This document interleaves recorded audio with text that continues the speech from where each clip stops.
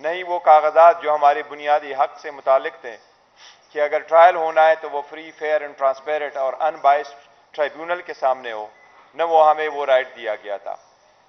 अब साइपर के केस में बावजूद इसके कि कोर्ट ने स्पेसिफिक डायरेक्शंस दी है और एक से ज्यादा मौक़िफ़ दी है, उसके बावजूद जज साहब उसकी परवाह किए बगैर प्रोसीड कर रहे हैं ट्रायल के साथ। ये आइन के आर्टिकल 10 और आइन के बुनियादी हकूक के मनाफी है कि अगर आप किसी अक्यूज्ड को, खासकर ऐसे जुर्म में जिनमें सजाए मौत हो, अगर आप उसको उसकी चॉइस का वकील नहीं देते, आप उनको प्रॉपर मौका नहीं देते अपने आप को डिफेंड करने का, आप उनको मौका नहीं देते क्रॉस एग्जामिनेशन का, आप उनको मौका नहीं देते कि वो वकील साहिबान को टाइम मिले जिसमें अपने आप को तैयार करके वो अक्यूज की प्रोटेक्शन करे। आपने देखा जज साहब ने बावजूद इसके कि हमारे एक से ज्यादा ट्रायल चल रहे हैं जेल में, जो हम समझते हैं कि वो सारे इलीगल है, ये सिर्फ साइफर का केस नहीं है जो जेल में चल रहा है, 2 केसेस नेब के भी चलवा रहे हैं। एक जो आप लोगों ने कभी हिस्ट्री में नहीं सुना होगा वो है तौहीन इलेक्शन कमीशन। ये पाकिस्तान में इलेक्शन कमीशन ने अपनी हिस्ट्री कायम करते हुए ये केस बनवाया है, वो केस भी जेल में ही चल रहा है। डेली बेसिस पे सुबह 10 बजे से जब वकला आ चुके होते हैं तो 8 बजे से जज साहिबान पहुंचे हुए होते हैं, 8 से 4 बजे तक मुसलसल वो ट्रायल चल रहे हैं। ऑलमोस्ट डेली बेसिस पर वो ट्रायल कंप्लीट किए जा रहे हैं। इसमें जल्दी किस चीज की है? लेकिन साइपर के केस को स्पेसिफिकली जो मैं कह रहा हूं कि खान साहब को द अदर डे वकला के होते हुए भी, उन वकला के बावजूद जज साहब को इतनी जल्दी पड़ी है कि जज साहब ने खान साहब के लिए लीगल प्लीडर और वकील अपॉइंट कर लिए। किसी अक्यूज के लिए उसकी मर्जी के खिलाफ वकील अपॉइंट करना आइन की खिलाफ वर्जी है। इसके सख्त अल्फाज में हम शदीद मजम्मत करते हैं। हम अदलिया से दरख्वास्त करते हैं, हाई कोर्ट से दरख्वास्त करते हैं, सुप्रीम कोर्ट से दरख्वास्त करते हैं कि यह आपकी आर्टिकल 203 में आपकी जिम्मेदारी है कि आपके ज्यूरिसडिक्शन के अंदर कोई भी जज कोई भी ट्रायल चलाते हो, आप उसके सुपरवाइजर ज्यूरिसडिक्शन में एक्सरसाइज करते हुए उनको डायरेक्शन दे सकते हैं। ये ऑन कॉल फॉर है कि जज साहब खुद किसी अक्यूज के लिए वकील अपॉइंट कर ले।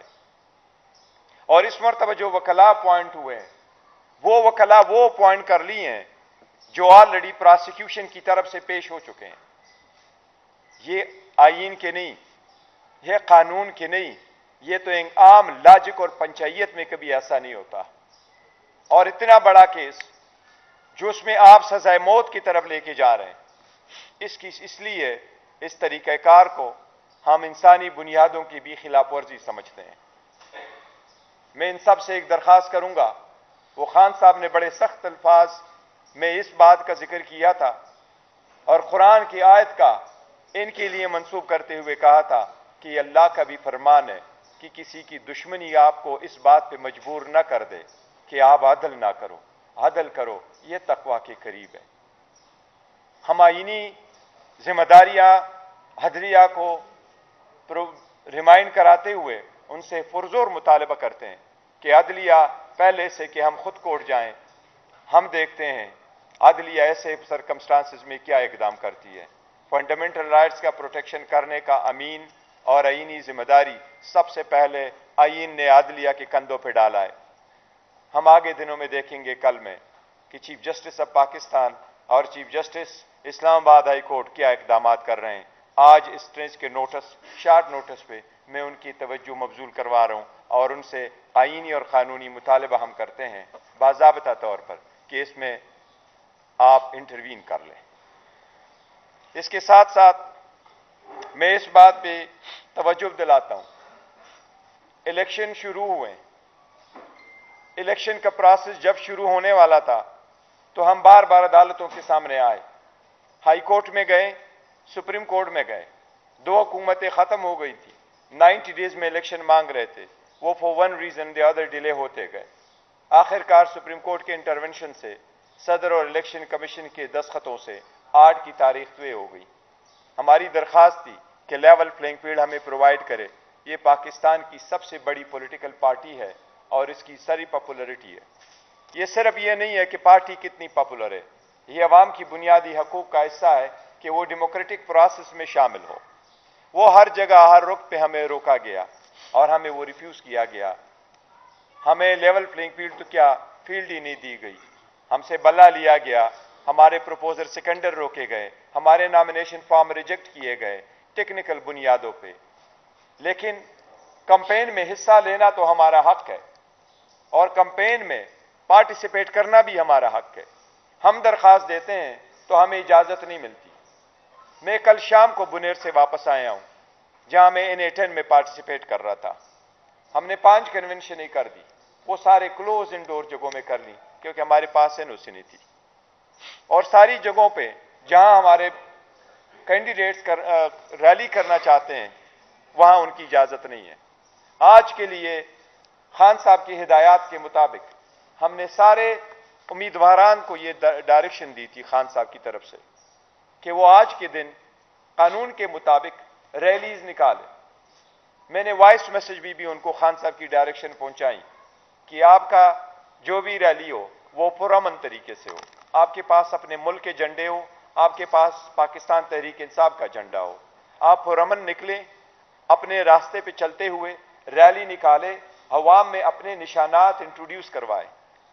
आपने देखा 80 साला साबिक गवर्नर साहब मियां अजहर साहब को भी अरेस्ट किया गया। ऐसे तरीकेकार आईन कानून की सराहन खिलाफ वर्जी है। ये अवाम का रास्ता रोकने के मुतरादिफ है। अगर हर रोज आप अवाम के रास्ते रोकेंगे तो हम 8 तारीख के बारे में क्या प्रेडिक्ट करें। मेरी इलेक्शन कमीशन से दरखास्त है कि आपने ही कोड ऑफ कंडक्ट मुतारिफ करवाया था, हमने आपसे मिले थे, आपने हमें यकीन दहानी कराई थी, आपने बंद कमरे में भी यकीन दहानी कराई थी, आपने ओपन हॉल में सारे पॉलिटिकल पार्टी के सामने यकीन दहानी करवाई थी कि इलेक्शन के शेड्यूल आने के बाद सबको बराबर और मसावी का सलूक मिलेगा। और उस बराबर और मसावी सलूक सिर्फ पॉलिटिकल पार्टी का नहीं होता, हर कैंडिडेट का है।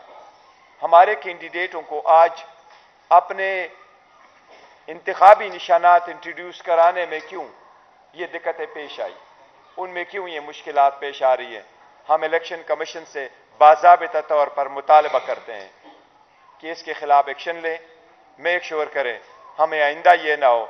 लेकिन जो आज हमें रोका गया और हमारे उस रास्ते में एक रुकावटें डाली गई, ये हम समझते हैं आईन और कानून की सरीहन खिलाफ वर्जी है।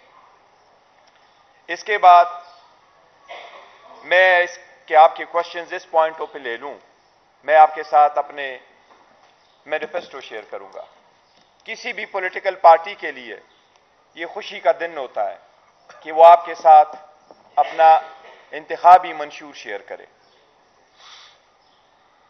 मैं ये अफसोस के साथ भी कहना पड़ता है कि मैं खुशी के साथ तो बैठा हूं रऊफ साहब के साथ और रिजवान साहब के साथ, अपने सारे दोस्तों के साथ, लेकिन जिस टीम ने बड़ी मेहनत के साथ 6 महीने काम करते हुए इस मैनिफेस्टो को तैयार किया, उसके मेजॉरिटी मेंबरान साहिबान जो हालात बने हुए हैं आपके सामने हैं, उनके पेश नज़र वो मेरे साथ आज नहीं बैठ सकते हैं। हम आपको इज्तिमाई तौर पर वो नहीं डिस्प्ले कर सकते हैं जो है, ये हम समझते हैं कि ये इटसेल्फ आईनी और कानूनी खिलाफ वर्जी है। हमें अगर मैनिफेस्टो डिस्प्ले करने में दुश्वारियां आ रही है तो इससे आप अंदाजा करें कि कितनी कोशिश की जा रही है एक पार्टी को इंटायर प्रोसेस से आउट करने के लिए और उनके सपोर्टर और वोटर और कैंडिडेट्स को। लेकिन बहरहाल हमें न सिर्फ ये दावा है बल्कि आपने देखा है ग्राउंड रियलिटी भी है, आपके सर्वे में भी है, आपके पास हर वक्त कैमरा होता है, आप इस मुल्क के मुअज़्ज़ज़ शहरी हैं, आप इंडिपेंडेंट है, आप जाते हैं गली कूचों में, आपका आवाम से वास्ता पड़ता है। हमारी मोर देन 70% पॉपुलरिटी है। अल्हम्दुलिल्लाह पाकिस्तान तहरीक इंसाफ हमारे कैंडिडेट आदो आज़ाद निशानात से लड़ रहे हैं, लेकिन हमारे उम्मीदवारान आज़ाद नहीं है, वो अपने पार्टी से एफिलिएटेड हैं और इंशाअल्लाह ताला रहेंगे। इसलिए हमने अवाम की खातिर अपने मैनिफेस्टो जो बनाया है उसके मेन पॉइंट्स का मैं आपके साथ शेयर करता हूं। सबसे पहले हमारा ये है, ये एक एक मैं आपको बता रहा हूं, ये हमारे जो हेडलाइंस है उसके हिसाब से सबसे पहले हम ये कह रहे हैं, शानदार पाकिस्तान, शानदार मुस्तकबिल और खराब माजी से छुटकारा। इस स्लोगन के तहत शानदार मुस्तकबिल और खराब माजी से छुटकारा, शानदार मुस्तकबिल और खराब माजी से छुटकारा। सोसाइटी ने जो अप एंड डाउन्स देखे हैं, जितने लोगों को मुख्तलिफ प्रोसेस से गुजारते हुए जिस तरीके से इनजस्टिस का सामना करना पड़ा, इसलिए अवामी आवाज का तकाजा है कि एक ट्रुथ एंड रिकंसिलिएशन कमीशन कायम किया जाए। पाकिस्तान तहरीक इंसाफ अगर पावर में आती है और इंशाल्लाह आएगी तो हम ट्रुथ एंड रिकंसिलिएशन कमीशन बनाएंगे जो इन सारी बातों के तह तक इंशाल्लाह ताला जाएगा। हर सोसाइटी में इनजस्टिस का तदारुक होना चाहिए। हर सोसाइटी में आगे बढ़ने के लिए एक रास्ता होना चाहिए। अवाम, मुल्क, जमहूरियत, इस मुल्क की इकानमी की खातिर हमने आगे बढ़ना है। इसलिए हम ये कहेंगे कि जस्टिस और इक्वल के लिए हम ये एक कमीशन बनाएंगे जिसके की कंसर्न जितने भी डिस्पैरिटीज है उनको एड्रेस किया जाए। दूसरी बात जिसकी तरफ मैं आपकी तवज्जो मबजूल कराना चाहूंगा वो ये, और हमारा स्लोगन एक है, एक कौम, एक जैसे कानून, सब होंगे बराबर। एक कौम, एक जैसे कानून, सब होंगे बराबर। हमने हमेशा से कहा है, खान साहब का विजन यही है रियासत मदीना, और हमेशा यही है कि रूल ऑफ लॉ हो। विजन यही है कि सब कानून के सामने बराबर हो। एक मुल्क में दो कानून नहीं हो सकते, एक गरीब के लिए, एक अमीर के लिए, और एक कानून से बचे उसके लिए रास्ते बनाए जाएं और दूसरा कानून की गिरफ्त में आ जाए और उसको प्रोटेक्शन की फैसिलिटीज भी ना हो। इसलिए उससे बचने के लिए हम ये चाहते हैं कि हम रूल ऑफ लॉ पे ज्यादा जोर दें। और मैं एज ए बैरिस्टर की हैसियत से आपको कहता हूं कि रूल ऑफ लॉ पूरे दुनिया का बुनियादी हकूक है। एक मर्तबा एक जज एड्रेस कर रहा था और उसने अपने मुल्क के एक सबसे बड़ी क्वालिटी बयान की कि रूल ऑफ लॉ होता क्या है। तो उसने उसकी मिसाल ये दी कि रूल ऑफ लॉ वही है जिसमें चेक एंड बैलेंसेस हो, सारे तीन अर्गन्स के एक दूसरे पे चेक एंड बैलेंसेस हो, किसी एक फर्द में, किसी एक इंस्टीट्यूशन में सारा पावर मरकूज ना हो। इसलिए अगर सब अपने अपने दायरे में रहते हुए अपने कानूनी फराइज अंजाम दे तो तब होगा एक ही कानून और तब होगा सबके लिए एक जैसा मुल्क। इसलिए इसकी तरफ हमने स्टेप दिए हैं, वो मैं बहुत जल्द आपके साथ शेयर करेंगे। इस प्रेस कॉन्फ्रेंस के बाद अभी आपके साथ इंशाअल्लाह ताला हम आपके साथ इसकी एग्जीक्यूटिव समरी रेफर करेंगे। मेरे पास उसकी कॉपी भी मौजूद है, ये भी आपके सामने इंशाअल्लाह ताला शेयर करेंगे। ये 168 पेज की है। इंशाअल्लाह ताला 168 पेज का जो हमारा पाकिस्तान तहरीक इंसाफ का मैनिफेस्टो है, याद रखे हम हमेशा कहते हैं कि हम इन सब से डिफरेंट है।